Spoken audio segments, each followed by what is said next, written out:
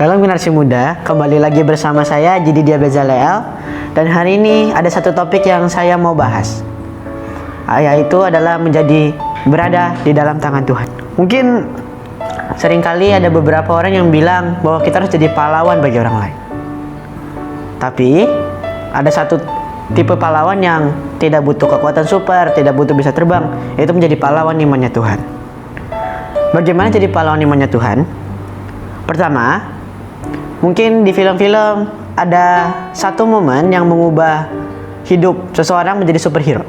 Contoh Spider-Man yang digigit laba-laba, atau Hulk yang mungkin kena radiasi, atau bahkan Batman yang orang tuanya meninggal. Tetapi kita tidak perlu itu. Yang kita perlu adalah satu perjumpaan bersama dia dan satu momen yang mengubah hidup kita. Lanjut, di Alkitab ada satu tokoh yang dia menjadi pahlawan. Bahkan dia nggak punya apa-apa, dia cuma punya 5 roti dan 2 ikan. Hari itu Yesus sedang berkhotbah di Gunung Galilea, dan 5.000 orang itu tidak punya makanan. Dan sehingga semua murid-murid bingung, semua murid-murid menanyakan Yesus, "Tuhan, ini kita semua makan apa?" Akan tetapi hari itu ada satu anak laki-laki yang masih muda seperti kita, dan dia hanya membawa 5 roti dan 2 ikan. Dan seperti ini ceritanya. Hari itu yang dia bawa cuma 5 roti dan 2 ikan yang gak seberapa, yang mungkin menurut kita hanya hal kecil dan tak berguna kalau dibandingkan dengan 5.000 orang. Bahkan salah satu murid Yesus, Andreas, mengatakan bahwa ini gak cukup Tuhan, ini bahkan buat ngasih satu orang gede, satu keluarga pun tidak cukup. Dan sehingga dia diremehkan oleh seluruh murid Yesus. Tapi hari itu Yesus tidak meremehkannya. Mungkin seringkali dalam hidup kita sebagai generasi muda, sebagai yang terkecil, mungkin banyak orang yang meremehkan, banyak orang yang bilang kita tidak pernah cukup, banyak orang yang bilang kita belum dewasa, banyak orang yang bilang kita belum berpenghasilan mungkin. Banyak orang yang bilang kita tidak bisa apa-apa, generasi ini rusak, generasi ini tidak mengenal Tuhannya. Tapi waktu kita berjumpa dengan Tuhan, itulah momen yang mengubahkan hidup kita. Dan percayalah, Tuhan punya satu panggilan yang lebih besar dari yang sekarang. Dan hari itu Yesus tetap meminta 5 roti dan 2 ikannya. Dan ini adalah step yang berikutnya. Sama seperti anak itu, hari itu kita harus memberikan segala yang kita punya.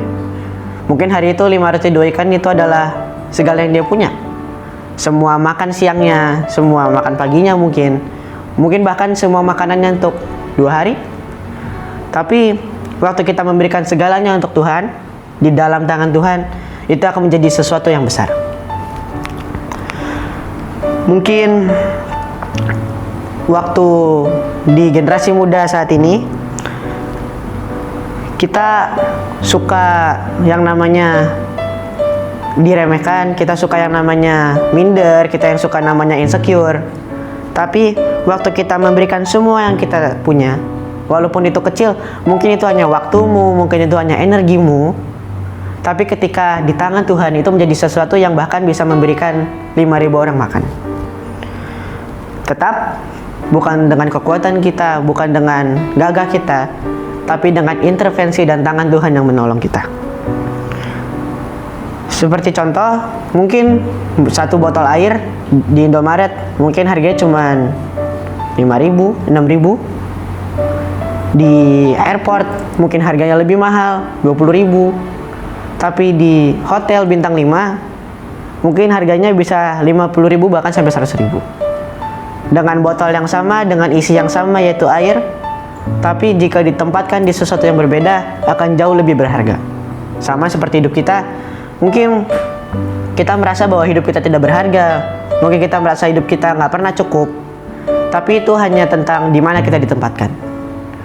Mungkin kita ditempatkan di tempat yang kita tidak bisa bertumbuh, atau mungkin kita ditempatkan di tempat di tangan Tuhan, yaitu tempat yang terbaik untuk kita bertumbuh.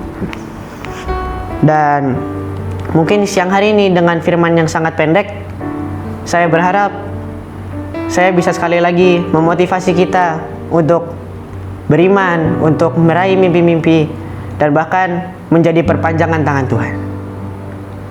Itu saja dari saya. Sekian, terima kasih. Tuhan Yesus memberkati.